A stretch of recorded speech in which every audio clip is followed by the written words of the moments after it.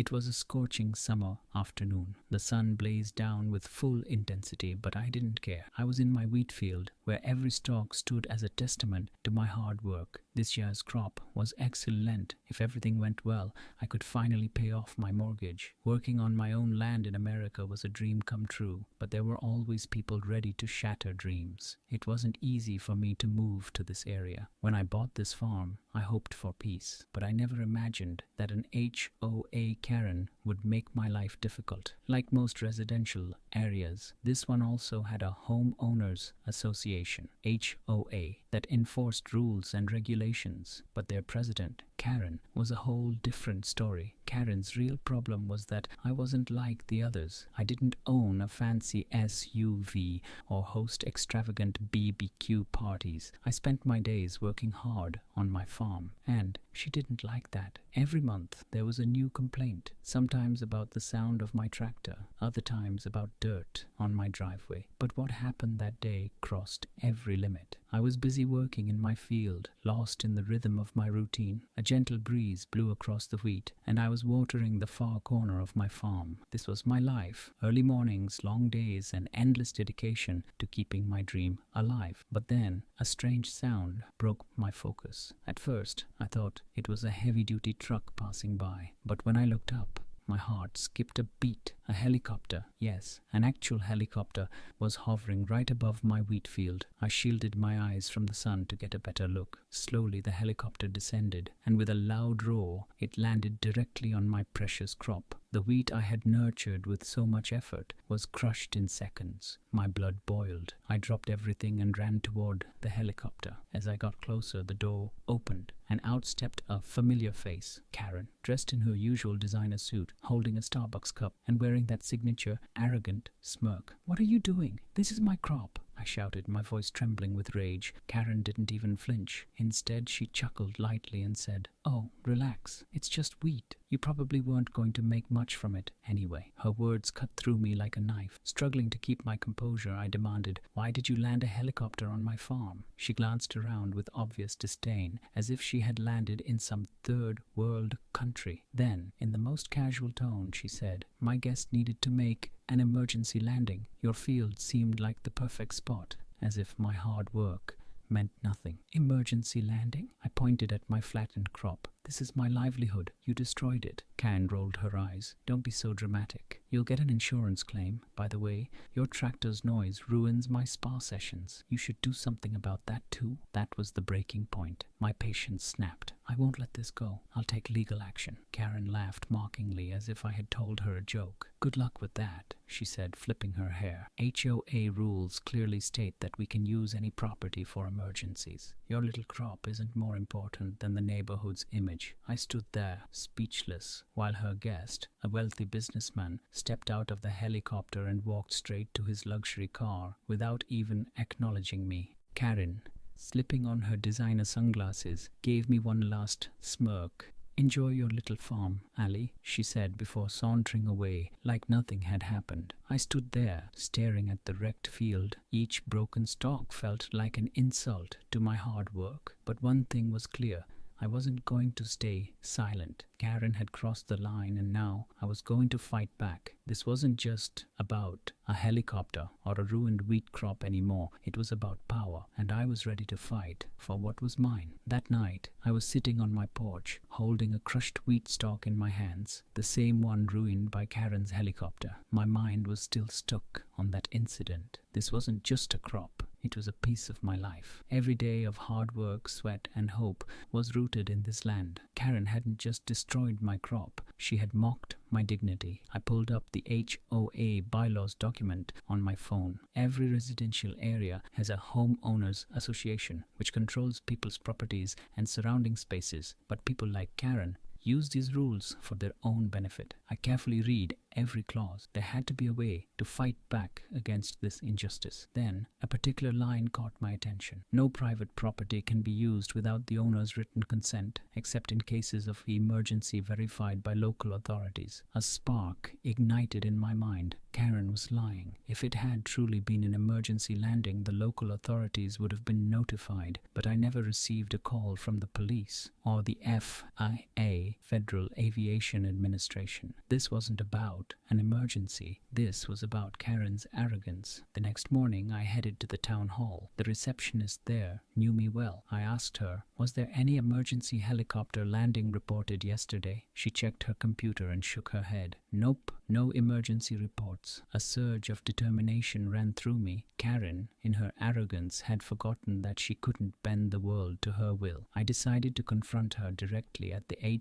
HOA board meeting. If anyone had to answer for this, it was Karen. 2 days later, I walked into the monthly HOA meeting. The room was filled with the neighborhood elite, dressed in designer clothes. I stood there in my faded jeans and mud-stained boots, feeling out of place, but I didn't care. My rights mattered more than their judgment. Karen was sitting comfortably in a leather chair, arrogant and confident, as always. The meeting began, and when it was time for public comments, I immediately stood up. I have something to say, I declared firmly. Karen rolled her eyes. Mr. Ali, we have a full agenda today. We've already heard your complaints about the crop. I cut her off. You heard, but you didn't understand. You used my private property without permission. I confirmed with the FAA there was no emergency report filed. A quiet murmur spread across the room. For a brief moment, Karen's face paled, but she quickly regained her composure. Mr. Ali, she said coolly, you're making this a bigger issue than it needs to be. You'll get compensation from insurance. End of story. I tossed a document onto the table, the official FAA statement. Look at this. No emergency report filed. That means you violated the HOA bylaws. Some board members shifted uncomfortably, casting questioning glances at Karen. One senior member, Mr. Johnson, was known for being fair. He leaned forward. Karen, can you explain why emergency protocol wasn't followed? Karen tried to spin a lie. It was a misunderstanding. The helicopter pilot was a VIP, and I interrupted again, my voice stronger. VIP or not, rules apply to everyone. If I drive my tractor onto your lawn, will you let it go? A few people chuckled quietly. Karen's face turned red. For the first time, someone had openly challenged her authority. But then, something unexpected happened. After the meeting, I received a call from an unknown number. Mr. Ali, I need to meet with you. I have information about Karen that can help you win. My curiosity spiked. I asked for a meeting location. That evening, I met the mysterious caller at a quiet coffee shop. He was a middle-aged man, a former HOA member. Karen didn't just land a helicopter on your field, he said quietly. Her real motive is something else. She's involved in an illegal land deal, and her pilot is a major contractor. Your farm is blocking the project. She wants to get rid of you at any cost. Suddenly, everything made sense. Karen wasn't just arrogant, she was a fraud. And if this was true, I wasn't just a victim. I had the power to destroy her entire plan. The man handed me a folder of leaked documents, contract papers, email exchanges, all the evidence I needed. I walked out of that coffee shop with a renewed sense of purpose. This fight wasn't just about my crop anymore. It was about protecting the entire community. Exposing Karen's corruption had become my mission. One thing was certain. This time, Karen's downfall was inevitable. That night, I sat in my small home office going through the documents the unknown man had given me. Each page revealed a new secret. Karen's game wasn't just limited to my farm. She was abusing her power to manipulate the entire community. The most shocking revelation was that Karen had struck an illegal land acquisition deal with a private real estate developer. The plan was to forcefully purchase selected farms and convert them into a luxury housing project. And my farm was the biggest obstacle in the middle of that project. I realized that the helicopter landing was just a power move. She was starting her campaign to push me out of her way. If I stayed quiet, someone else would be next. Next morning, plan in action. I took my first step. gathering evidence and rallying the community. I contacted everyone whose farms and properties were at risk from this illegal project. Most people had no idea how their land was being targeted. One farmer, Mr. Clayton, a simple man like me, said, "I thought this was just your problem, but if what you're saying is true, we're all in danger." I had found a powerful ally. HOA Karen's true face. Karen had crafted an image of being a perfect rule-following leader who cared for the community. But now, I had the proof of that every decision she made was for her own personal gain. I needed something to capture public attention, so I contacted the local news channel. When I showed the reporters the documents and the FAA's official statement, they were immediately interested. 2 days later, an exclusive report aired. HOA scandal. Karen's secret land deal exposed. The news report tore Karen's image apart. Footage of the helicopter landing, leaked emails, and statements from affected homeowners exposed her corruption to the public. Karen's reaction. A desperate move. As the news spread like wildfire, Karen panicked, but her ego remained intact. She sent me a legal threat, a defamation lawsuit, but I had the truth on my side, and I wasn't backing down. I knew it was time to expose her biggest mistake, revealing the real mastermind behind the illegal land deal.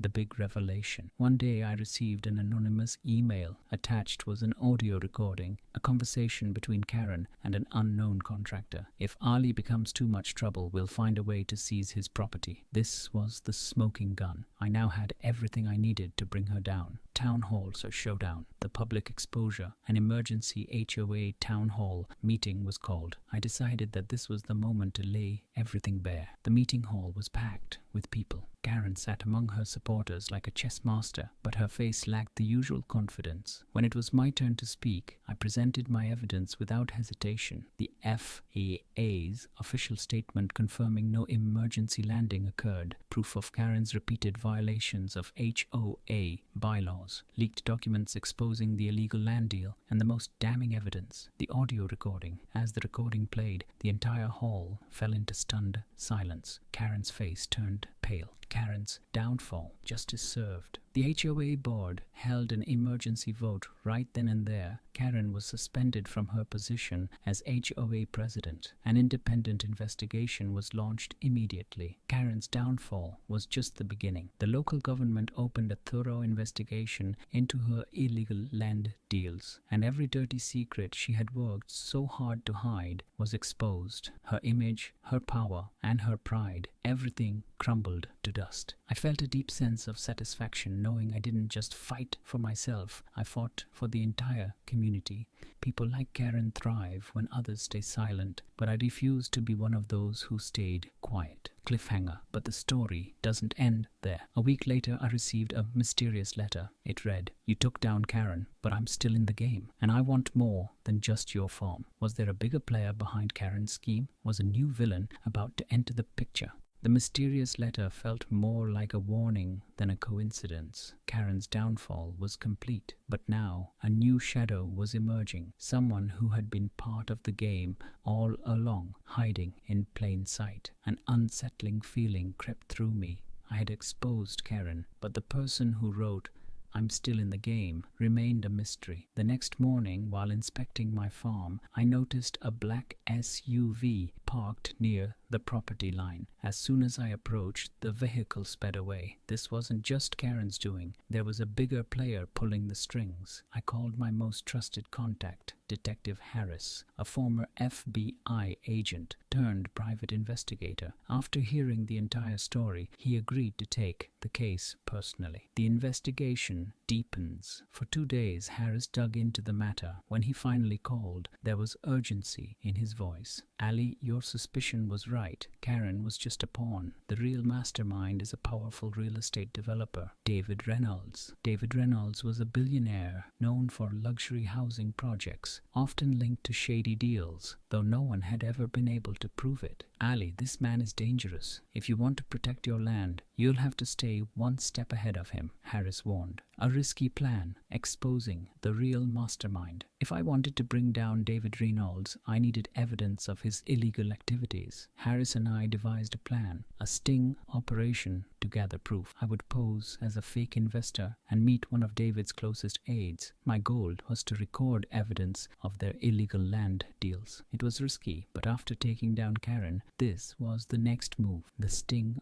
operation, capturing the truth. Harris provided me with a hidden microphone. We arranged a meeting with David's right-hand man, Mark Evans. He was the one controlling the ground operations and had been in direct contact with Karen. The meeting took place at an exclusive golf club. Disguised as an interested investor, I approached Mark. His overconfidence became his downfall. Without hesitation, he revealed everything. HOA president was just a front. David controlled the real deals. You just make the offer. We'll handle all the illegal paperwork. That was the smoking gun we needed. Every word was recorded. The final showdown, public exposure. Harris sent the recording to local media outlets. This wasn't just about HOA corruption anymore. It was a multi-million-dollar scandal. Within 2 days, the primetime news headline blared, "Billionaire developer exposed, illegal land seizure plot uncovered." Media pressure forced law enforcement to launch a formal investigation. David Reynolds' corporate empire began to crumble. Karen's final defeat. Justice delivered. Karen had already lost her position as HOA president, but now she faced criminal fraud charges. At her court hearing, her arrogance was gone. She looked like someone who couldn't handle the loss of power. When the judge announced her sentence, the look on her face said it all. Her reign was over. Even David Reynolds, despite his wealth and influence, couldn't escape the federal investigation this time. Victory. Community united. I didn't just want to save my farm. I wanted to send a message. Corrupt people win when we stay silent, but one voice, one truth can shake the entire system. In the next HOA election, the community voted me onto the board to prevent future corruption. A new beginning, but is it over? Things finally seemed to be settling down, or so I thought. One night I received an anonymous text. "You might have won this battle, but the war isn't over. Watch your back." I gripped my phone tightly and smiled faintly. I'd learned a crucial lesson. When you fight for the truth, the enemy always returns. But this time, I was ready.